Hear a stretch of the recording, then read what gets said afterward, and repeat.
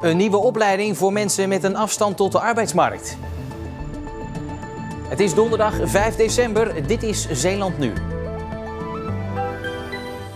Is dit dan de oplossing voor de personeelstekorten? Verkeerde planten in de duinen door stikstof? En komt het ooit nog goed met de VV Schoondijken? Dames en heren, goedenavond. Er zijn vacatures te over in onze provincie en tegelijkertijd zitten er nog steeds heel veel mensen met een afstand tot de arbeidsmarkt thuis. En die afstand moet dus verkleind worden, zodat ook deze mensen gewoon aan het werk kunnen. Bij onderwijsinstelling Scalda zijn ze daarom met een speciale opleiding gestart. Ja, inderdaad. Mijn best meisje. Haha. En jij? Hoe staat het met de liefde? Dit zijn de eerste leerlingen van het Participatielab Zeeland, zoals de nieuwe opleiding van Scalda heet. De mbo-opleiding niveau 1 wordt deels op locatie van het sociaal werkbedrijf De Zuidhoek in Zierikzee gegeven. De leerlingen krijgen Nederlands, rekenen en maatschappijleer. De taal is nog moeilijk. We hebben nog niet genoeg woorden om wat wij willen zeggen, maar het komt goed. Het leukste is rekenen is voor mij het leukst. Omdat ik was ook goed in rekenen toen ik was jong, maar dat is niet moeilijk voor mij. De twee leerlingen die net een verblijfsvergunning hebben, werken naast de opleiding. Kahase werkt bij de groenvoorziening van De Zuidhoek. Schoffelen, harken, snoer maken, knippen, opruimen. Na de opleiding hoopt hij door te stromen naar een baan bij een echt bedrijf. Sinds 2015 moet het bedrijfsleven en de overheid banen creëren voor mensen met een afstand tot de arbeidsmarkt. Zij konden eerder terecht bij een sociale werkplaats, maar dat is deels verleden tijd. In het tweede kwartaal van 2019 zouden er 966 van dit soort banen moeten zijn. Maar die doelstelling is niet gehaald. Het zijn er slechts 887. De banen bij het bedrijfsleven gaan goed, maar de overheid die blijft achter. Maar de nieuwe mbo-1-opleiding moet daar verandering in brengen. De overgang naar een echte baan moet hierdoor makkelijker worden. In Participatielab zit een stukje extra begeleiding eigenlijk, omdat het een samenwerking is tussen het SW-bedrijf en onderwijs en vervolgens richting het bedrijfsleven. En het les krijgen op de locatie maakt het ook unieker in combinatie met die begeleidingscomponent. Bovendien kan deze doelgroep dé oplossing zijn voor het grote tekort aan werknemers. Op dit moment zijn er in de provincie Zeeland best behoorlijk veel vacatures. En Participatielab richt zich ook op die sectoren waar de vraag het hoogst eigenlijk is. En vandaar dat hij ook in deze periode nu van start is gegaan om tegemoet te komen aan de bedrijven en om juist de mensen ook daarin te helpen. Scalda heeft begin dit schooljaar 2 miljoen euro subsidie gekregen voor innovatieve samenwerkingsprojecten, waar het Participatielab onder valt. Met het geld wordt ook de samenwerking met bedrijven in de regio gezocht. Naast de Zuidhoek doet ook het sociaal werkbedrijf Orionis in Vlissingen mee aan het Participatielab.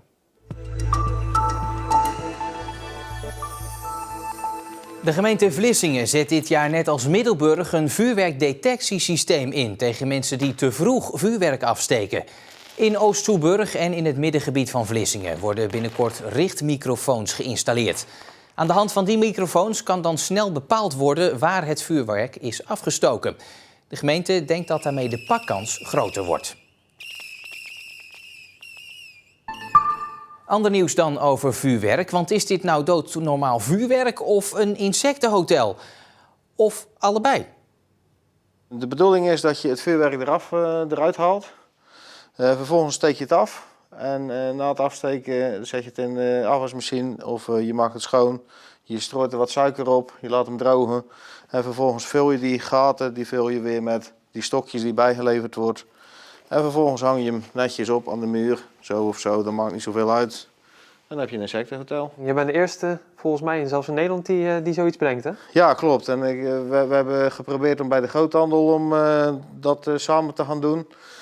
Bij vuurwerkimporteurs, groothandels, maar die zien er allemaal niks in. Nou ja, goed, dan doen we het toch lekker zelf proberen en een pilot starten.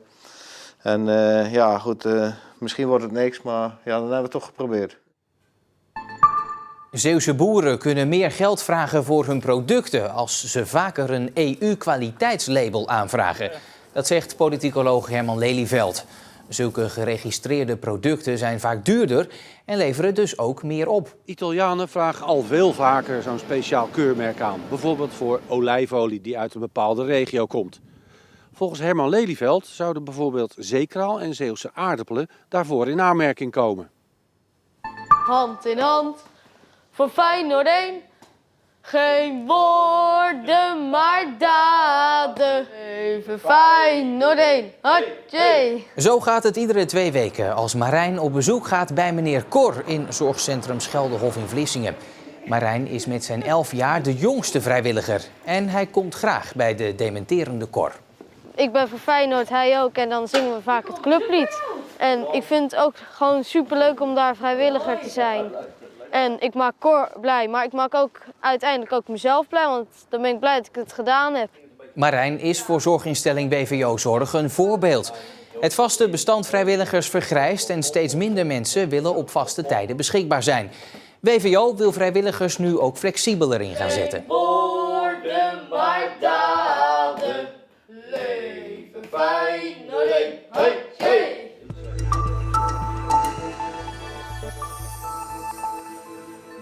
Stikstof. We hebben het nodig om te kunnen ademen en ook planten hebben het nodig om te kunnen groeien. Maar als er te veel van in de bodem komt, zoals nu het geval is, gaat de natuur eronder lijden. Ook in een van de grootste natuurgebieden van Zeeland is dat te merken. Mooie plaatjes in de Meeuwenduinen op Schouwen. Zo op het eerste gezicht lijkt er niets aan de hand. Vredige beelden met daarin vele tinten groen. Maar niet al het groen is goed groen, zo blijkt. Want het wemelt er van de planten die het te goed doen op stikstof. We zien hier soorten die echt voorkomen op stikstofrijke gronden, zoals de brandnetel, we zien wat kruiskruid, we zien de eerste bramen verschijnen. Dat zijn soorten die van nature hier niet thuis horen. Dit is hele schrale grond, daar hebben ze niks te zoeken. Maar nu door die stikstofdepositie doen ze het hier goed. En zo goed dat ze eigenlijk alles verdringen. En daarmee is het dus niet goed voor de natuur. Dit Natura 2000 gebied is juist bijzonder vanwege zijn open en kale karakter. Amper 2 jaar geleden werd hier nog een fors deel van de toplaag van de duinen afgegraven, zodat ze weer kaal werden. Want door stikstofneerslag waren ze voor een groot deel overwoekerd geraakt. En inmiddels zie je dat sommige van die afgeplagde delen alweer begroeid raken.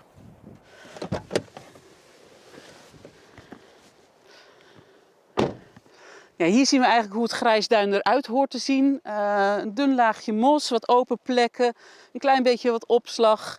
En natuurlijk het rendiermos. En het rendiermos is een heel kwetsbaar mossoortje. Heel dun plukje, dit is een beetje verdroogd. Hier staat hij wat beter.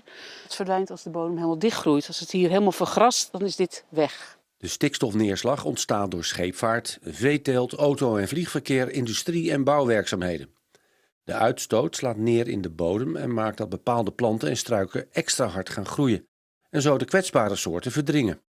En daarmee verdwijnen ook insecten of andere diersoorten die van deze planten afhankelijk zijn. Natuurlijk zullen er soorten verdwijnen, maar als ik nu zo om me heen kijk, denk ik, god, het is toch mooi groen. Het is toch prima. Ja, ik vind het hier ook fantastisch. Nee, dat klopt. Alleen wat we hier zien heet ons landschapstype, habitattype grijsduin. En grijsduin is eigenlijk op Nederlands niveau, maar ook op wereldniveau zeldzaam. Dat is een duin wat eigenlijk steeds overstoven wordt, waardoor steeds weer een nieuwe pionierssituatie ontstaat. Een pionierssituatie betekent gewoon kaal gras, kaal grond. En daar horen die soorten thuis. En als het dichtgroeit, dan ben je die soorten dus kwijt. Dus het moet blijven stuiven en het moet in beweging blijven. Volgens de provincie blijft er geld beschikbaar om, als dat weer nodig blijkt, opnieuw herstelmaatregelen te nemen tegen de woekeraars. Maar volgens natuurorganisaties is dat geen oplossing. We moeten wat aan die stikstof doen. Want zolang het neerdwarrelt, blijft het hier dichtgroeien en verdwijnen er soorten. Dus we moeten wel zorgen dat er minder stikstof in de lucht komt. Want anders blijf je achter de feiten aanrennen. En nogmaals, het is niet van de ene dag op de andere dag. Het is een heel langdurig proces. Maar de biodiversiteit verdwijnt daar wel door die stikstof. Met 0 punten uit 9 wedstrijden in de 4e klasse A is de VV Schoondijken het slechtst presterende Zeeuwse voetbalteam van dit moment. De club kampt bovendien met een groot vrijwilligerstekort en ook financieel gezien gaat het erg slecht. De club kan het hoofd nog amper boven water houden.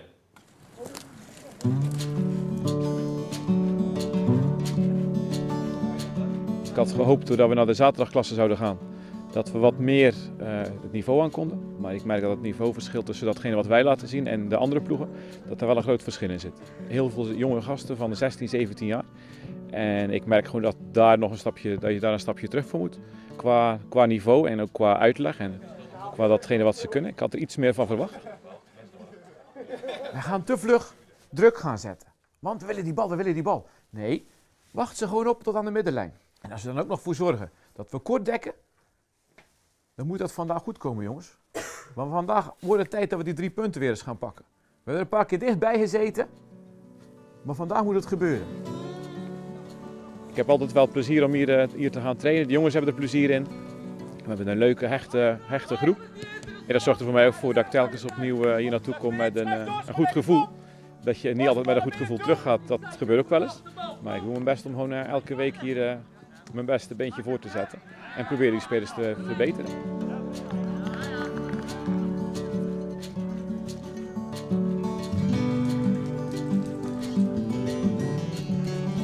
Zo wordt ingespeeld, zijn we 2-3 meter ruimte. Dat kan gewoon niet. Stijn, Bas. Kom op jongens, hey. Op het moment dat ze op onze helft zijn, moeten we kort erop zitten. We blijven ervoor gaan, elke week. Maar op het duur elke week verliezen, dat is niet alles. Dat begrijp je wel. Wat kunnen jullie daar nog tegen doen? Ja, ik weet niet of je een zak gat op je rekening hebt, want anders kunnen we een paar nieuwe spelers aan. Bestuurlijk, organisatorisch zitten we in een flinke dip. We hebben vrijwilligerstekort. Het loopt niet goed. Financieel ook niet goed. Dus het is op het moment, je zou bijna zeggen 5 voor 12, maar ik denk dat het er bijna over is. Kijk maar naar mezelf. Ik word volgend jaar 80 jaar. En dat je daar hier nog staat als voorzitter van een voetbalclub, ja, dat klopt niet. Er moeten hier jonge kerels staan, hè? Of jonge vrouwen. Ja, en ook deze wedstrijd tegen WIC 57 uit Kerkwerven werd verloren met 4-1. We begonnen nevelig, maar later wisselde de bewolking af met zon. Met 6 graden was het een dag die er eigenlijk prima mee door kon. Morgen valt in dat opzicht wat tegen. Dan is er het grootste deel van de dag regen. Vooral in de ochtend zullen we veel nattigheid zien. Maximum temperatuur een graad of 10. En daarmee zijn we er weer voor deze uitzending doorheen. Bij Omroep Zeeland een nieuwe aflevering van Zeeuws Meisje zometeen. Zie ze staan daar, die meid. Leuk hé. Rood is de kleur van de liefde. Rood is waar eigenlijk alles voor staat. Rood is de kleur van het bloed. Rood is wat door je heen stroomt en wat iedereen herkent. Rood is schoonheid. En rood is de wereld. Veel rood zometeen. Meer informatie in het weerbericht straks over het naderend regenfront. En ik wens u alvast een hele fijne Sinterklaasavond.